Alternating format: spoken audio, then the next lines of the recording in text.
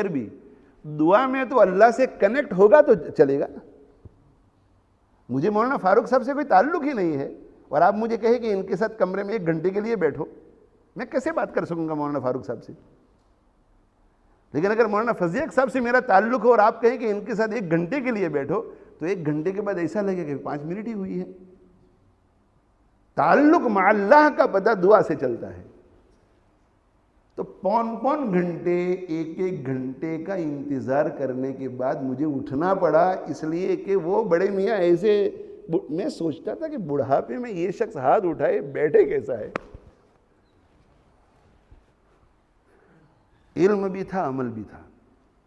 ہم نے ان کے پاس ریاض الصالحین بھی پڑھی, ہم نے ان سے ہدایہ ثانی بھی پڑھی. تو میں طالب علمی کے زمانے میں سوچتا تھا کہ انہوں نے پڑھ کر کے پھر مڈغاسکر چلے گئے, وہاں سے پھر یہاں آئے, کتنے سالوں تک امامت کرائی اور اس کے بعد یہ دارالعلوم بری میں مدرس بنے.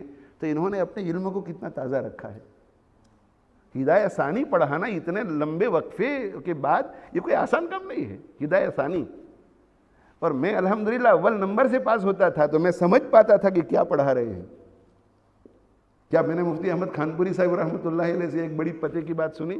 حضرت نے فرمایا کہ طالب علم کو چاہے کچھ بھی سمجھ میں نہ آئے مگر وہ اتنا سمجھ جاتا ہے کہ استاد گڑبڑ کر رہا ہے. چاہے اس کو کچھ سمجھ میں نہ آئے, گبی سے گبی طالب علم, مگر وہ اتنا سمجھ جاتا ہے کہ یہاں گڑبڑ کر رہا ہے. تو غبی سے غبی طالب علم کو بھی پتہ چل جاتا ہے. اتنی بہترین انداز میں ہدایہ پڑھائی.